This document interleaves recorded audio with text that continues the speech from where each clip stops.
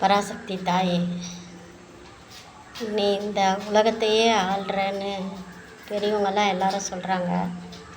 ஆனால் நீ கண்ணை திறந்து தான் பார்த்துக்கிட்டு இருக்கிறியா, இல்லை கண்ணை மூடிக்கிட்டு இருக்கிறியான்னு தெரியல.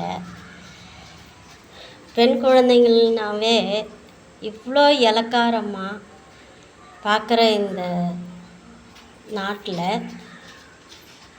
எதுக்கு உனக்கு பெண் தெய்வம்னு பேர், பூமாதேவின்ற பேர், பூமாதேவி கூட பெண்ணுன்ற பேர் தான் வச்சுருக்காங்க. மகாலட்சுமி, ஓம் சக்தி, மாரியாத்தா, கண்ணாத்தா, பூவாத்தா, எத்தனையோ பேர் உனக்கு.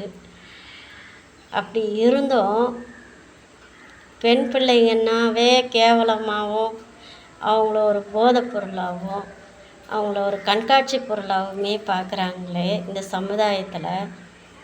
இவங்கெல்லாம் அக்கா தங்கச்சியோடு பிறக்கலையா, இல்லை தாய் வயிற்றுலேருந்து பிறக்காம மேலே இருந்து குதித்து வந்துட்டாங்களா? 10 வயசு குழந்தையும் பார்க்க மாட்டேங்கிறாங்க, 16 வயசு பொண்ணையும் பார்க்க மாட்டேங்கிறாங்க, 60 வயசு கிழவியும் பார்க்க மாட்டேங்கிறாங்க. இதெல்லாம் நீயும் பார்த்துட்டு சும்மா தானே இருக்கிற. இதுக்கெல்லாம் தண்டனையே கிடையாதா? கோர்ட்டு கேஸு அதுலேயும் சந்து பொந்தெல்லாம் வழி இருக்குது தப்பிச்சு போகிறதுக்கு. வரதட்சணைன்ற பேரில் எத்தனை பொண்ணுங்களோட வாழ்க்கை சின்ன பின்னமாக ஆகிட்டு இருக்குது. எத்தனை பொண்ணுங்க வாழ வெட்டியாக இருக்காங்க, எத்தனை பொண்ணுங்க இறந்து போயிட்டுருக்காங்க. யார்கிட்ட கேட்குறது, என்ன பண்ணுறதுன்னு தெரியலம்மா. அதனால தான் உங்ககிட்ட கேட்கலான்ற ஒரு முடிவுக்கு வந்தேன். மனசு கேட்கல. இதில் நானும் ஒரு தாய் தானே, எனக்கும் ஒரு மக இருக்கா. அவளையும் கட்டி கொடுத்த இடத்துல நானும் இப்படி தான் இருக்கேன், இப்படி தான் கஷ்டப்பட்டுட்ருக்கேன். நிறைய பொண்ணுங்களோட தாய்மார்கள்லாம் இப்படி வயிறு எரிஞ்சு சாபம் விடுறாங்களே, அந்த சாபம்லாம் அவங்களுக்கெல்லாம் படாதா? ஏன் இப்படி இருக்காங்க? ஆண்மகனாக பிறந்துட்டா மட்டும் போதுமா? ஆம்பளைத்தனம் அதுலையா இருக்குது? 5 நிமிஷம் சுகத்துக்காக ஒரு தாய்க்கு இருக்கிறது தான் அந்த குழந்தைக்கும் இருக்கும், அந்த குழந்தைக்கு இருக்கிறது தான் தங்க அக்காங்களுக்கும் இருக்கும்.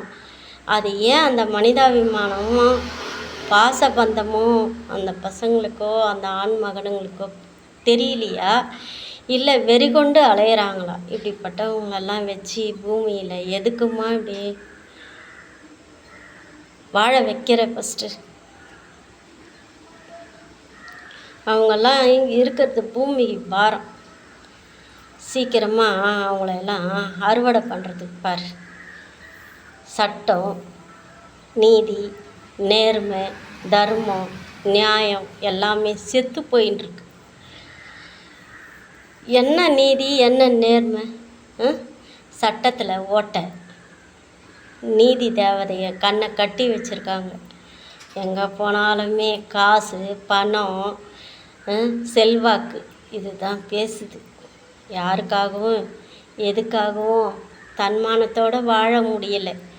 எதுக்கு இப்படி எல்லாரையும் சோதிக்கிற? இந்த பூமி வாழணுமா சாகணுமாம்மா? இது எனக்கு தெரியல. என் மனசுக்கு பட்டுச்சு.